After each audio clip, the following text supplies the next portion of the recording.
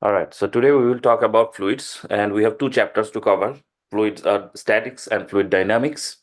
I will not go through not all of the Homer problems, but some basic and easy problems to get some idea on what's going on those chapters, and then later you will be able to solve the other problems. Let's start.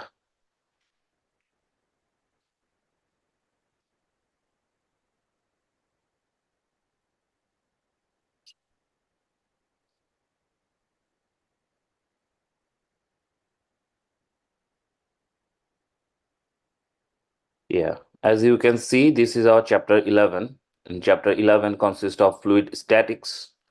And I think you guys already covered this chapter in your lecture.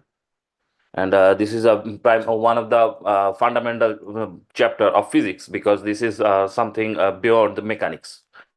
What we deal last few days up to chapter 10 is basically we were dealing with mechanics, simple mechanics. Now we are moving forward to the fluid, and probably later we will go through the thermodynamics after that, probably from chapter 13 or 14. I don't know, maybe you'll see.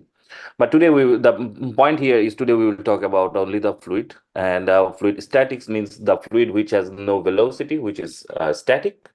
And dynamics means the flow which has some velocity. And of course you see some at the end of all these chapters you have some glossary. So the idea here, when you start solving these problems, so first get an idea about what is this chapter is about, and how many problems we need to solve, and which kind of theory we need to apply.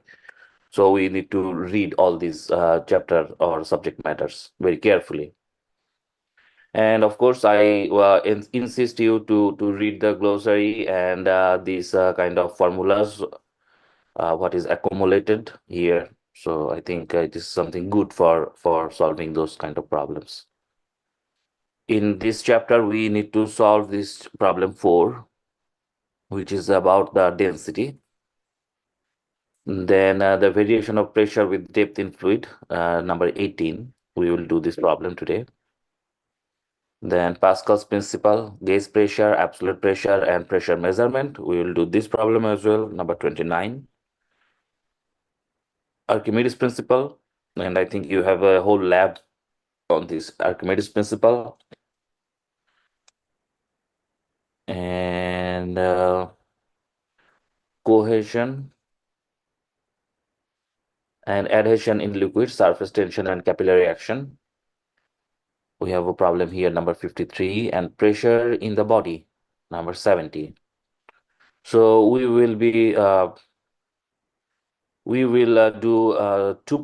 couple of problems from here. That is number 18 first. This is about the variation of pressure with depth in a fluid. The aqueous humor in a person's eye is exerting a force of 0.3 Newton on the 1.10 centimeter square area of the cornea. What pressure is this in millimeter mercury? Is this value, this is the Hg stands for mercury. Is this value within the normal range for pressure in the eye? So let's see the problem.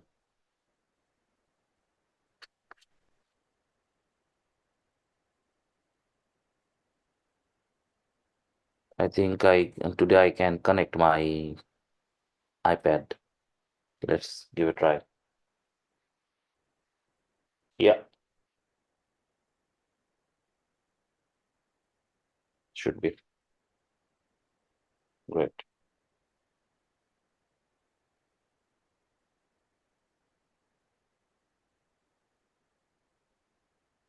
Can you see my screen, guys? Can you see my iPad? Can Yeah. see it. Great. Right. All right. So as I mentioned, we have a few problems here.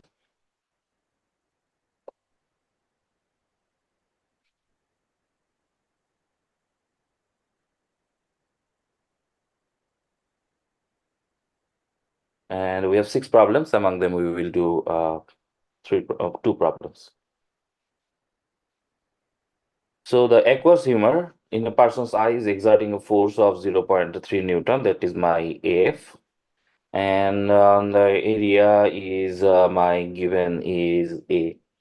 Now, what is the pressure? We can use the direct relation. So pressure is the force per unit area over which the force is applied. In equation form, pressure is defined as P equal to F over A.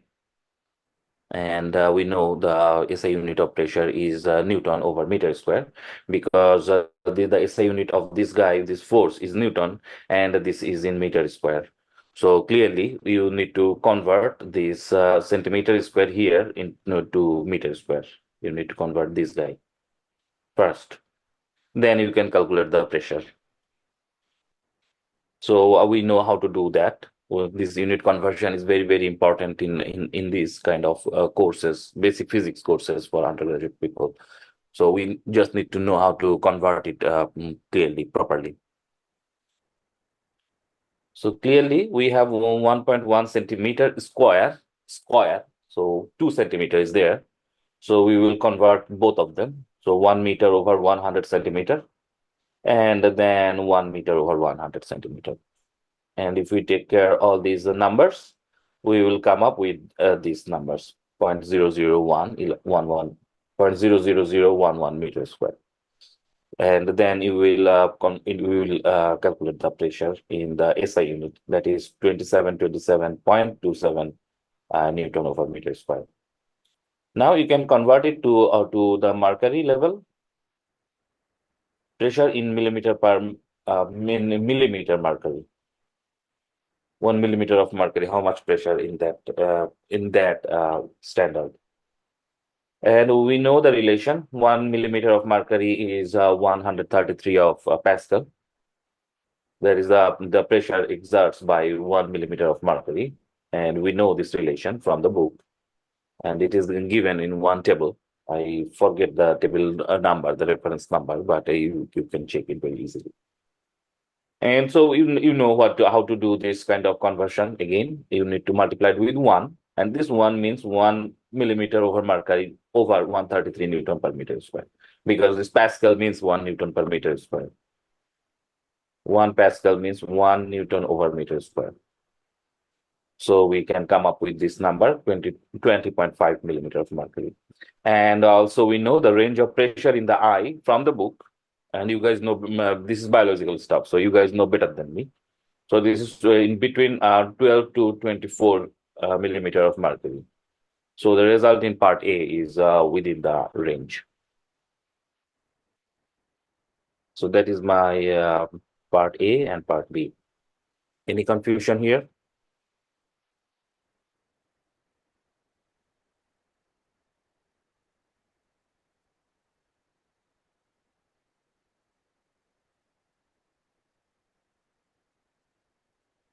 Okay, let's check another problem. Here, this is number 29. Find the gauge and absolute pressures in the balloon and peanut jar shown in figure 11.14. Assuming the manometer connected to balloon uses water, whereas the manometer connected to the jar contains mercury. Express in units of centimeters of water for the balloon and millimeter of mercury for the jar, and taking H, that is my reference height, that is 0.05 meter for each of them.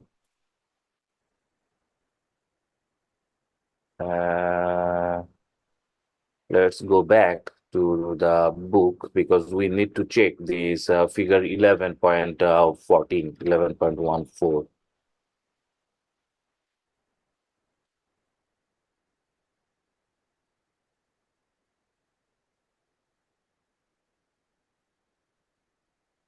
Now we will go to figure 11.14.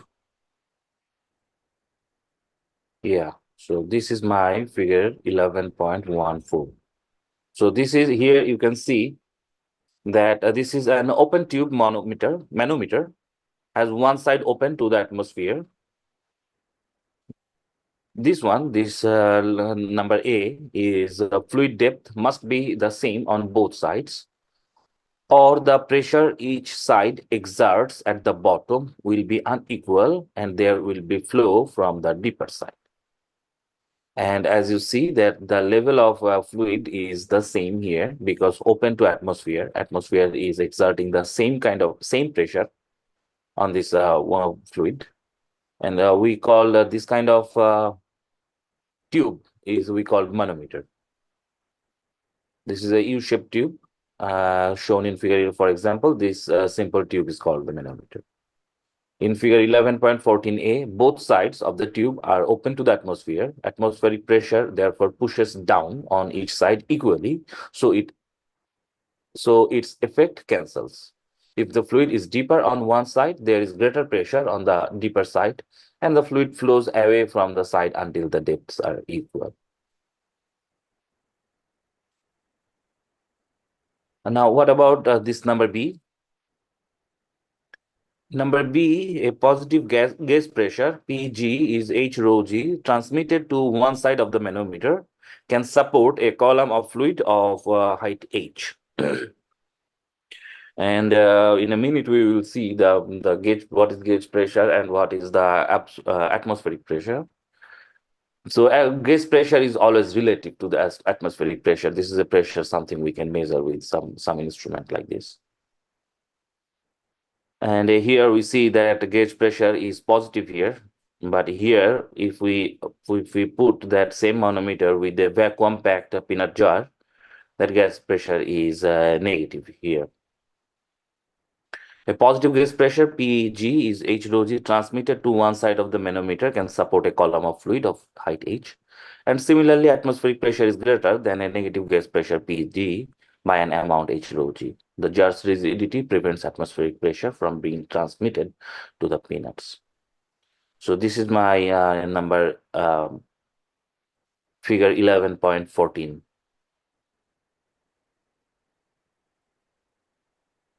So we will go to our solution.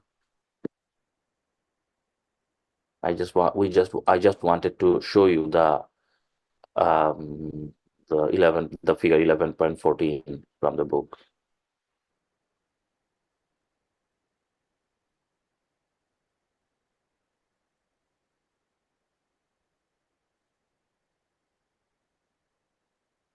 All right. So find the gauge and absolute pressure in the balloon and peanut jar shown in 11.14, assuming a manometer connected to balloon uses water, and whereas the manometer connected to the jar contains mercury. So we have two different cases. In problem B, I mean in the figure B, we see some liquid over there, and that liquid we are considering that is water.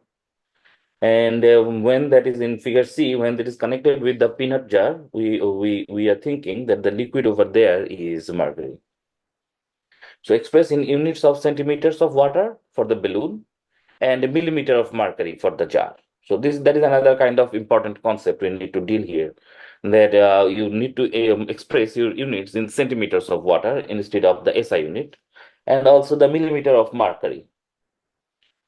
So I'm taking H equal to 0.5. That is helpful for our calculation.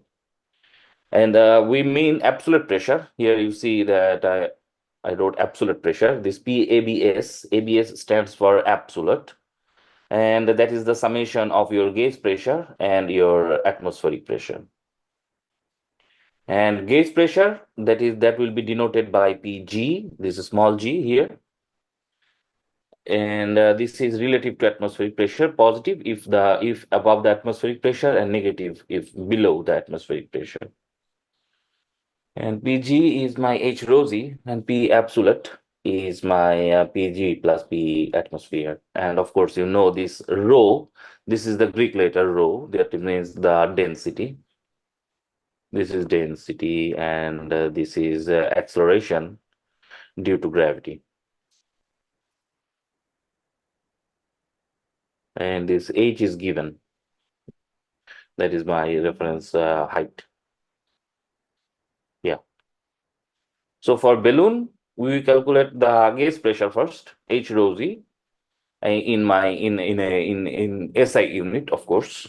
We love to deal with SI unit first, then we can convert all this in our necessary unit, in which unit we need to express. So all the numbers are given. If this H value is given, this rho value, this is not given, but we know this is from water. We know the density of water. This is 1 into 10 to the power 3 kg over meter cube, and the G is 9.8 meter per second square. So you can get this value one. I think this is used table 11.2. We will see in a moment later. But I think this is from table 11.2. Make sure that you see this over thing. You see over there. And then you just need to deal with this. You need to play with these numbers. Take all these numbers. And as you see, this meter will be cancelled out with this this meter cube. So we will end up with meter square. And kilogram should be there, 9.8 meter per second square. So kilogram meter per second square, that is my Newton, because you know that if we have a 1 kilogram of system and we want to accelerate it in 1 meter per second square, then the force we need to exert on that is our the standard force, and we define it 1 Newton, and that is over 1 meter square. So that is the pressure, that is the gauge pressure is measured. And then we need to convert this Newton per meter square to 1 centimeter of water. That means if we have a column of 1 centimeter of water, how much pressure it is exerting. So that is the another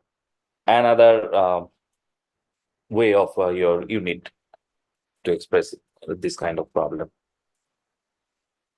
So 1 centimeter of water is 98.1 Newton per meter square. I write it more specifically 98.06, but in your book it is 98.1. So I feel free to use any numbers, 98.1 or 98.06, doesn't matter. So that means 98.06 Newton per meter square is that much pressure we found in 1 centimeter of water. So 1 Newton over meter square is 1 over 98.06 centimeter of water.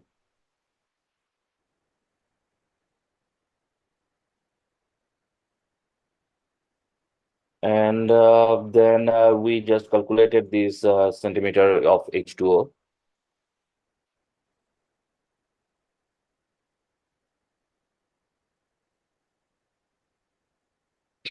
So gas pressure, we just need to convert with this number. So we know 419 Newton per meter square multiplied with this centimeter H2O. We know this, we need to multiply it with 1. So 1 Newton over meter square is my equal to 0.0101 in centimeter of H2O. And if we take care of all these numbers, we have 4.9931 centimeter of H2O. And that is my gauge pressure, 5 centimeter of H2O. All right, guys. Any confusion here?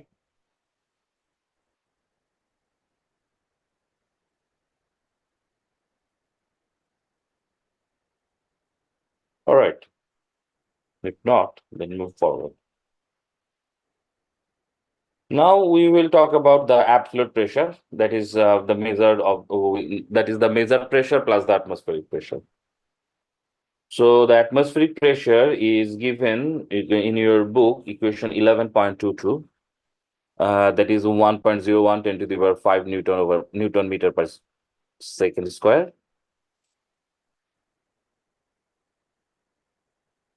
So you just need to convert it in a centimeter of water, because you need to express your answer in centimeter of water.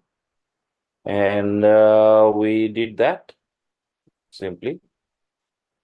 And your Newton meter square and Newton meter square will be cancelled out. So you can take care of these numbers. And that will give you 1.03 10 to the power 3 centimeter of water. That is my P atmosphere. So my P absolute is basically the summation of both of them. And this is your final answer, P absolute, 1.03 into 10 to the power 3 centimeter of water. Any confusion?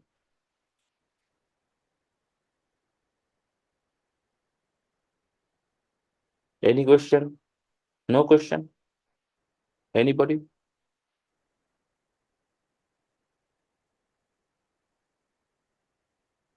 All right.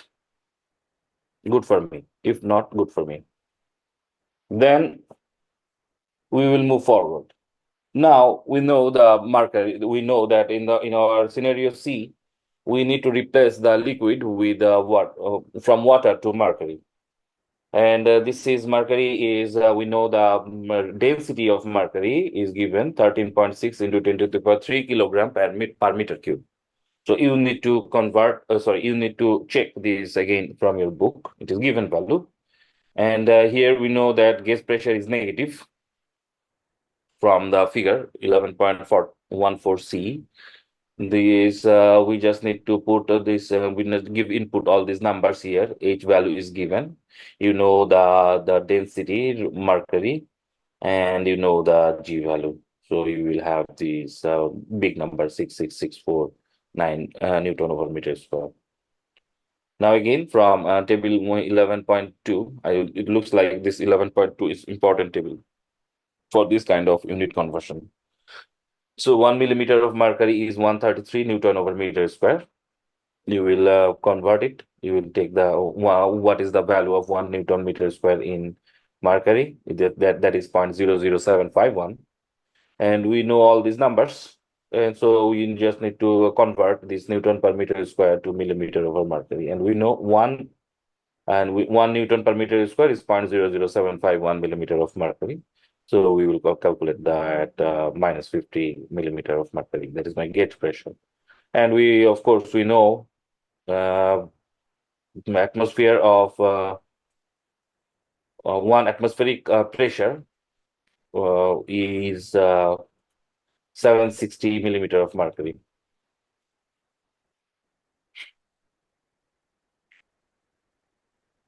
So we just need to subtract from this value to the gas pressure, atmospheric pressure minus gas pressure. That will give you the absolute pressure, 710 millimeter of mercury. That is the answer of this problem. So I have only these two problem here, 18 and 29. And you need to do 46, 58, and 70 along with the first number 4. So I'm expecting that you guys should be able to solve the other problems. It should be easy. And I'm sure you guys can be able to do that. So that is our chapter 11. Now we will move forward to chapter 12. And this chapter 12 is about the fluid dynamics. So before moving to fluid dynamics, do you have any concern or any question to me?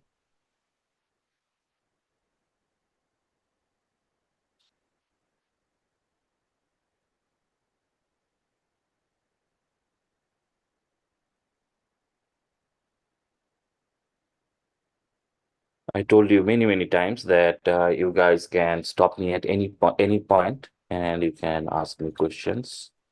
If I know the answer, I will try to answer that problem, that question, or if I don't know, then at least I can refer you in which part of the book you need to read.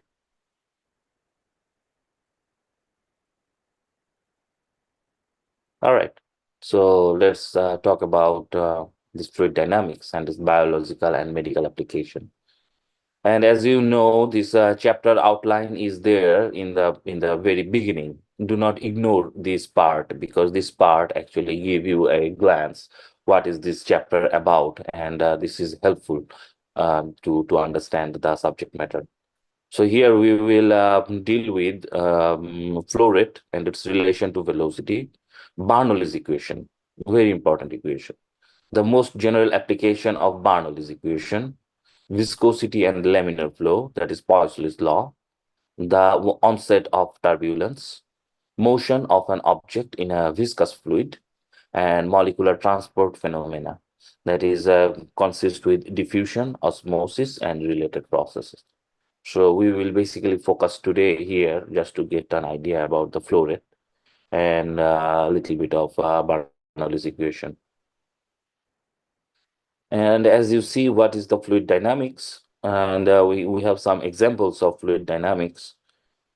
Uh, Last chapter was about the many situations which fluids are static, but by their definition, fluids flow.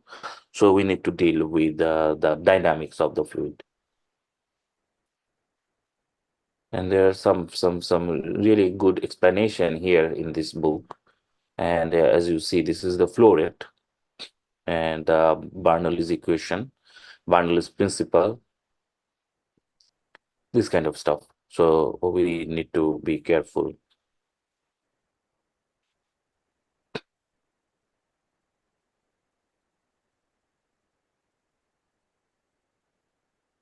As usually, you have all this information here, the summary. Please check. We have some problems here, 1, 2, 4, 8, and 20.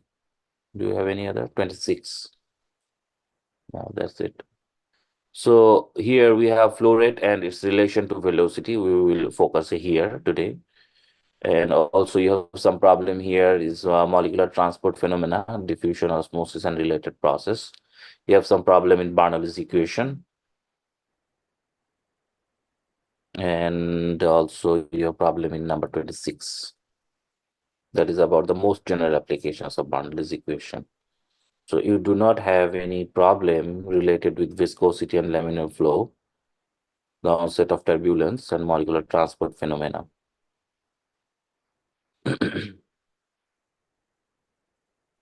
Yeah, we will do a couple of problems from here.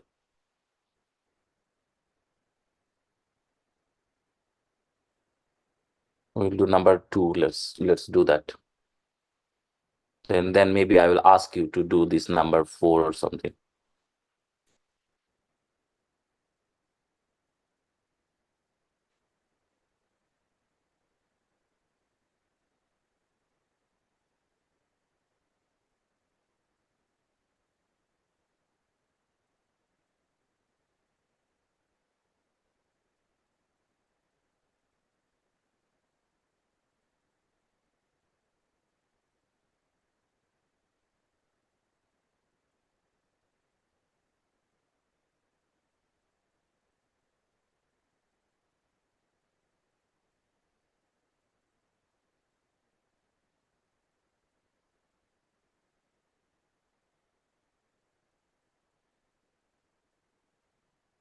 All right.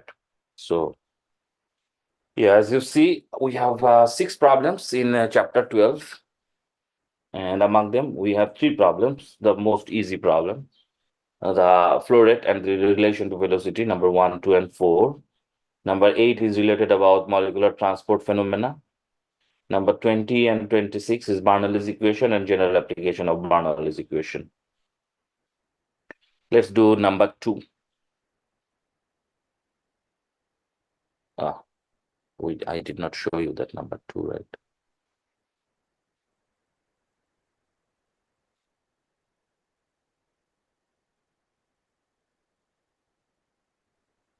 That is a mess.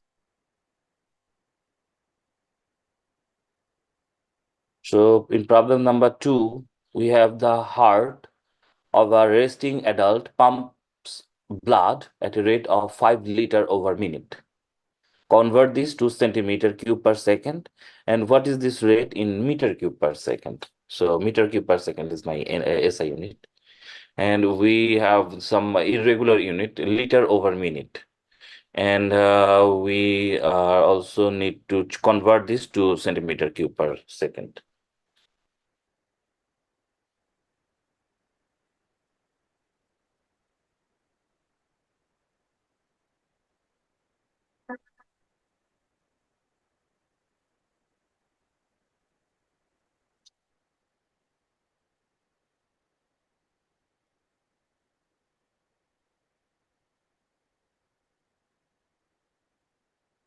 Okay, that should be very simple. We just need to do the proper unit conversion. So the flow rate is given, that is 5 liter over minute. The unit here is liter over minute. And you know that we know 1 liter is 10 to the power 3 centimeter cube. That is given in the book, and also we know. So that is, we just need to convert this liter over minute. Liter over minute should be converted with 10 to the power 3 centimeter cube over 1 liter, and 1 minute equal to 60 seconds. Remember, 1 hour is 3600 seconds, but 1 minute is 60 seconds. Simple. So we just need to take care of these numbers here, 5, 10 to the power 3, and this 60. We will come up with 10 to the power 83.33 centimeter cube per second. And also, as you see, we have 3 centimeter cube. And if you properly take care all of them, you can see that 1 centimeter cube is 10 to the power minus 6 meter cube. If you do the proper conversion, unit conversion from centimeter cube to meter cube, you see 1 centimeter cube should be 10 to the power minus 6 meter cube. Yeah, that is logical. And then we just need to convert it, centimeter cube. And centimeter cube will gone. This centimeter will gone. We will end up with this meter cube and this second. So that is the another answer of this problem number B. So please be prepared to know, please understand, try to understand how to convert from this liter over minute to meter cube over second or centimeter cube over second.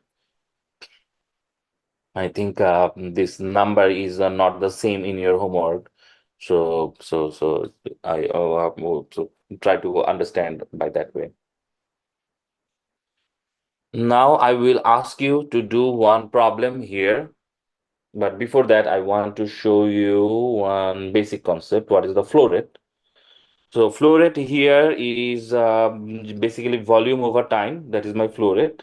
And this is the unit is centimeter cube per second. And also we know that from that if we know the flow rate and if we want to know the flow rate, and if we have the information of cross-sectional area and the velocity, then we can get the flow rate of that fluid. So please be careful here. When you see the small v, that is my velocity, and when you see big V, that is the volume.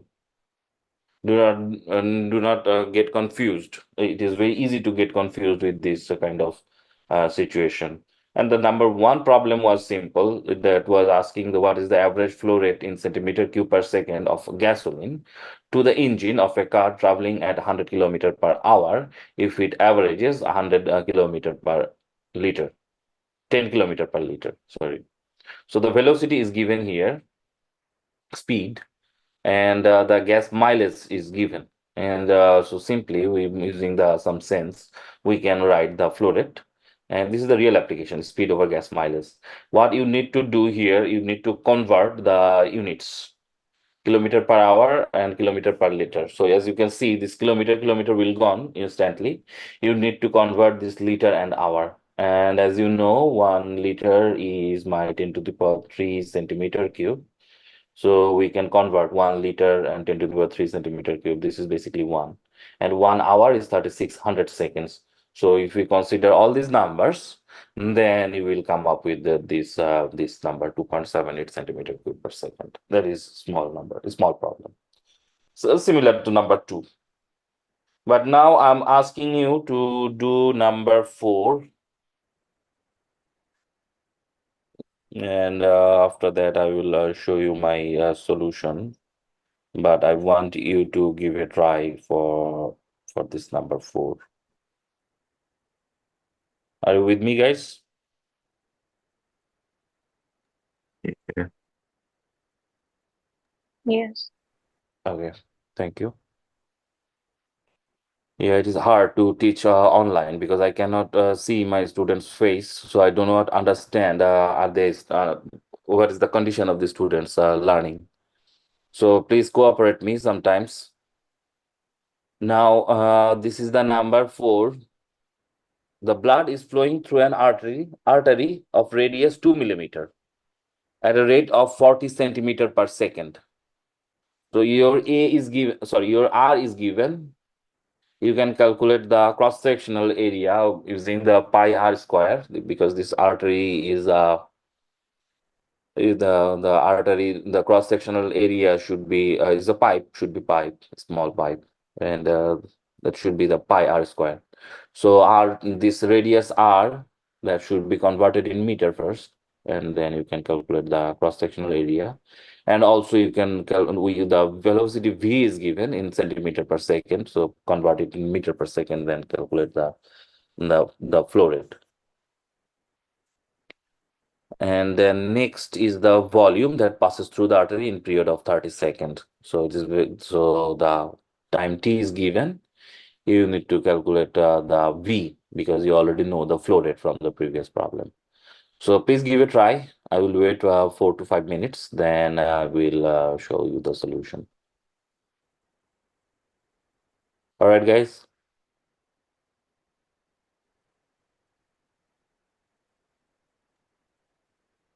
So I'm waiting for your answer.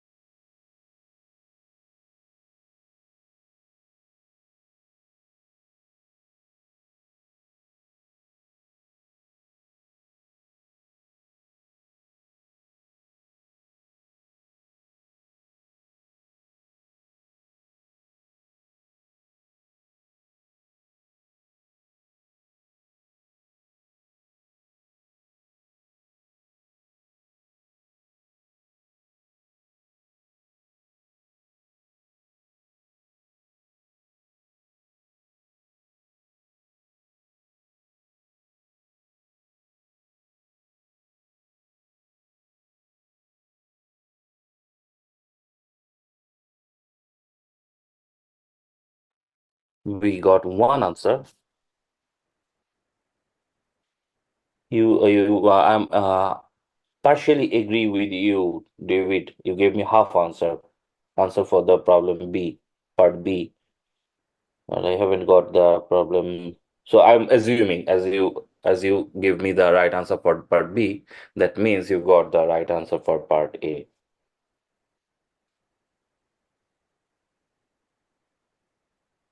Anybody else is trying? Or should I show my solution?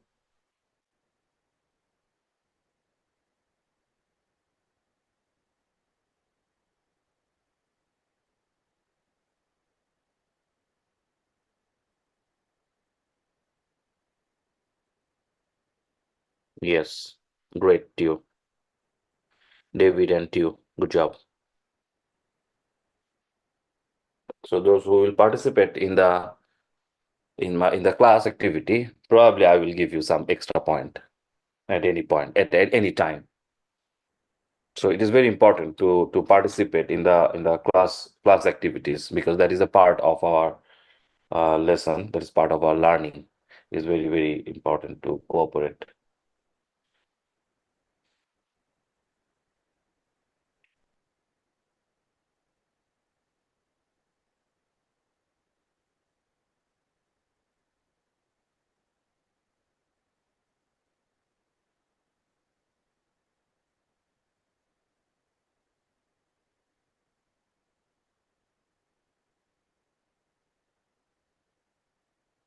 Yes, Abisha. Abisha is also giving me some right answer, I believe. Yes. Yes, Abisha, but you are giving me answer in SI unit. That is okay, but if otherwise, if it is specified that we are looking for some, is that? Oh no, no. So that is perfectly fine. Yeah, in a period of 30 seconds. Okay.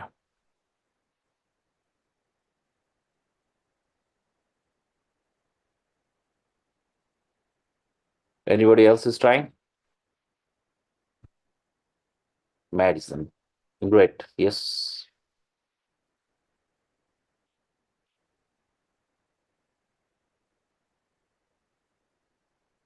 Agree. Medicine.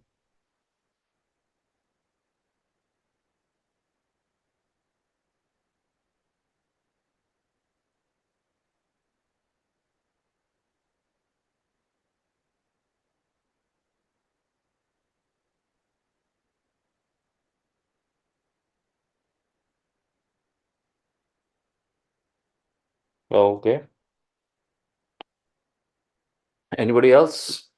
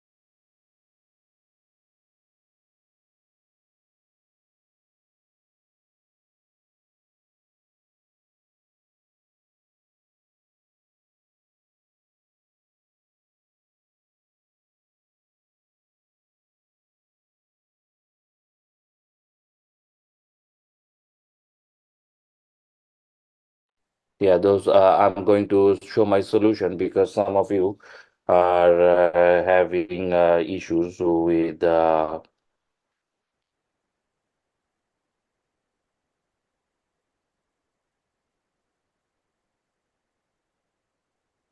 nice, Julia. Yes. No. So I'm not agree with your volume, but I agree with your flow rate. Yes.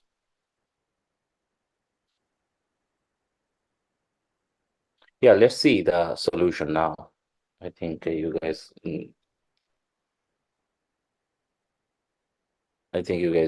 try to solve those problems, but let me show you the solution and discuss a little bit about that.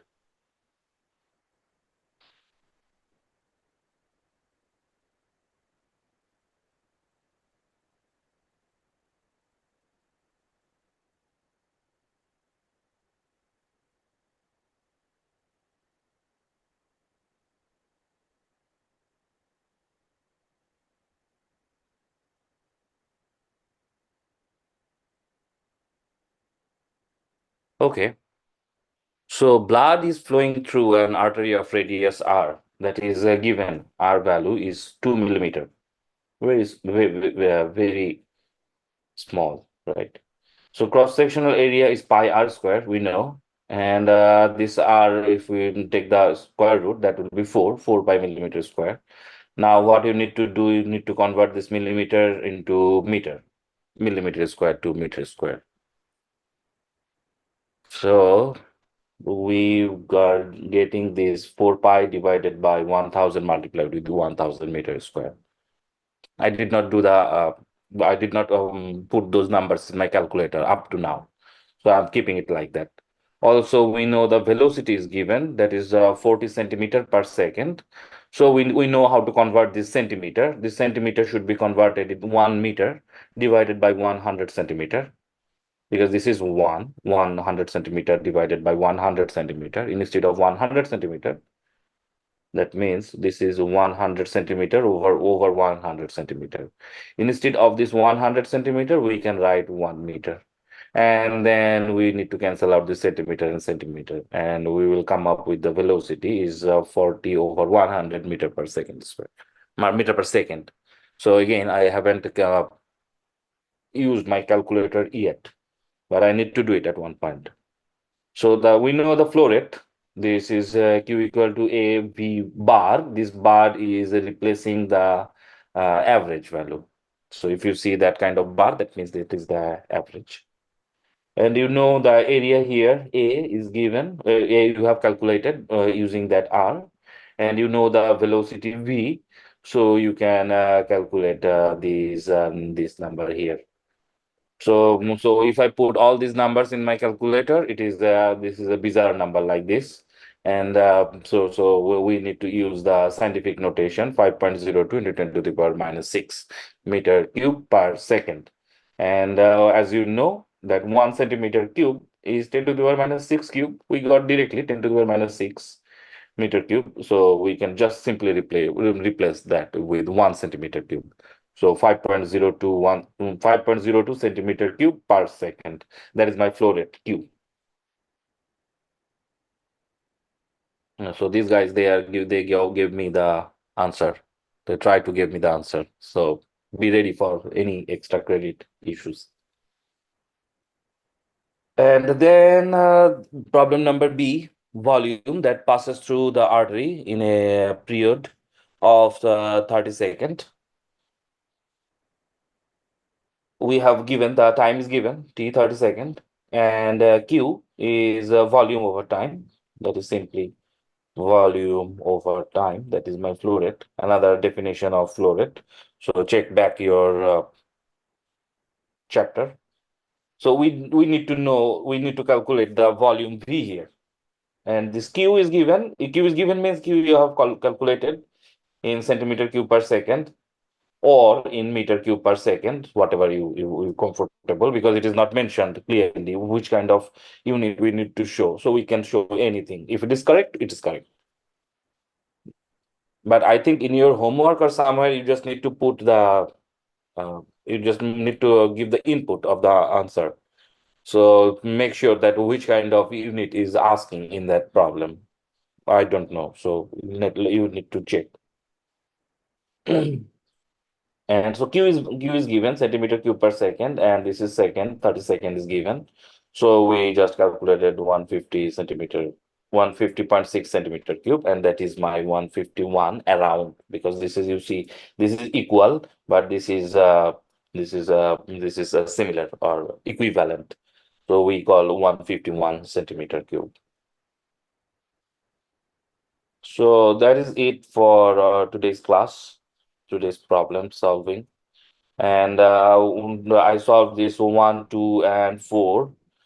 Please make sure you give a try for 8, 20, and 26. So that's it from my side. Do you have any concern or question?